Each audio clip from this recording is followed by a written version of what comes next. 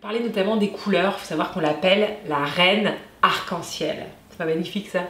Donc forcément, je me devais de parler d'elle.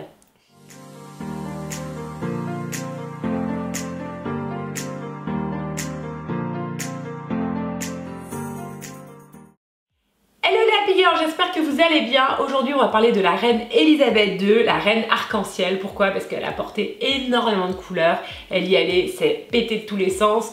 Vive la couleur, comme j'adore les couleurs, je me devais de parler d'elle. Bon voilà, j'en parle dans des circonstances un peu tristes aujourd'hui, mais j'aurais pu en parler avant, oui.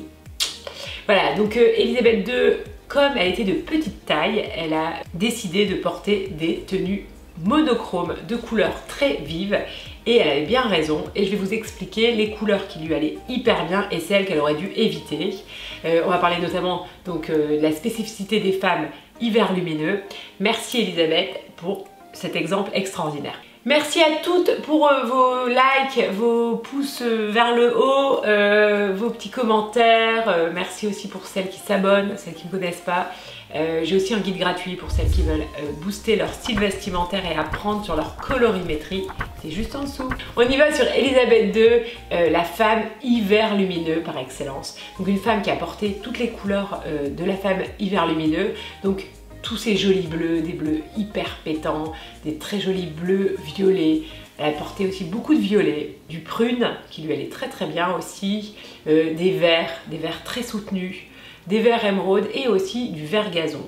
Alors le vert gazon, on arrive sur les couleurs de la femme plutôt hiver lumineux. Hiver froid, on va plutôt avoir sur le rose fuchsia comme ici qui lui va hyper bien. Elle a qu'à porter et reporter. Il faut savoir que c'est une femme qui a porté énormément ses vêtements. Donc elle essayait de reporter au moins 3, 4, 5 fois ses manteaux notamment ou des total looks. Et elle a bien raison. Ça, c'est un bon état d'esprit pour un dressing un peu plus raisonnable.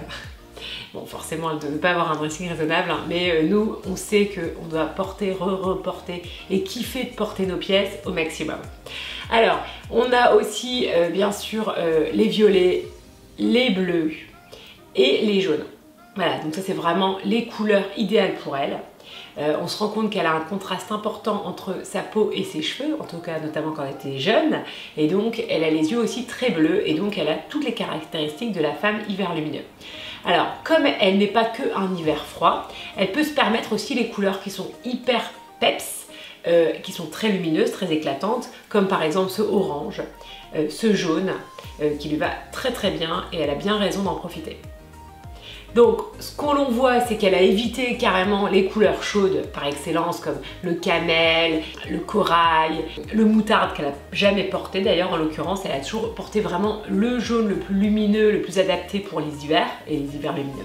Alors c'est marrant, dans sa petite histoire, elle portait aussi des vêtements pour exprimer son avis politique puisqu'elle ne pouvait pas le dire expressément, elle l'a fait via ses vêtements, notamment lors du Brexit. Elle avait un total look bleu électrique avec des fleurs jaunes sur son chapeau, donc vraiment très inspiré du drapeau européen.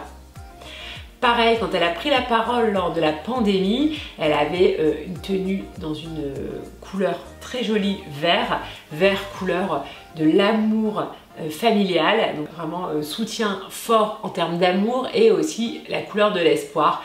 Elle a bien raison, c'était la bonne couleur à porter ce jour-là.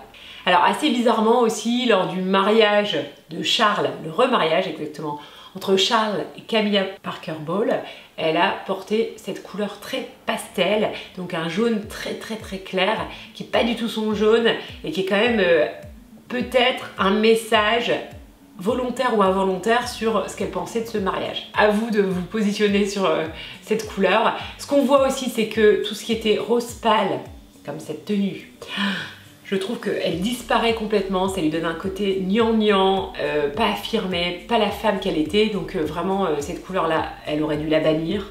Bon, elle en a très peu porté, hein, mais bon, je l'ai retrouvée quand même. Pareil pour le bleu ciel, ça lui donne un côté un peu layette, un peu... Elle disparaît, ça la vieillit aussi. Le fait de pas être dans ces couleurs, on prend souvent 5 ou 10 ans supplémentaires, même si, bon, forcément, elle avait de l'âge. En fait, elle fait encore plus âgée, plus absente, ce qui est quand même bien triste. Donc le blanc aussi lui va quand même très mal, hein, c'est une catastrophe, tous les crèmes, les pâles, la preuve qu'elle est vraiment embellie par les couleurs beaucoup plus soutenues. Cette couleur-là, bleu ciel, je trouvais vraiment trop fade. Elle disparaît complètement avec cette couleur. Donc elle n'a jamais porté de noir, et elle a bien raison. Elle n'a jamais porté de marron aussi, elle a bien raison aussi, ça c'est vraiment une couleur à éviter à tout prix.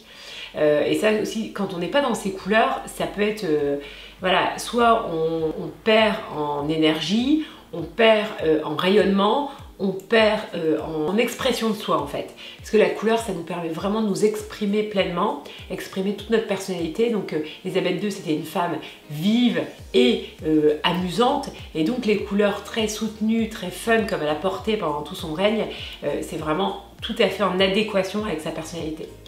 Donc pour info, si vous aussi vous voulez connaître votre colorimétrie parmi les 12 saisons, je peux vous accompagner pour cela. Je détermine votre colorimétrie à partir de photos que vous m'enverrez de vous, donc de votre visage, de vos pupilles et la couleur de vos cheveux naturels, et un petit questionnaire. Et après, je vous confirme votre colorimétrie parmi les 12 saisons. Donc je rappelle, les 12 saisons sont printemps lumineux, printemps chaud, printemps clair, été froid, été doux, automne chaud, automne profond, hiver froid et hiver lumineux. Voilà, donc ça c'est toutes les couleurs des 12 saisons.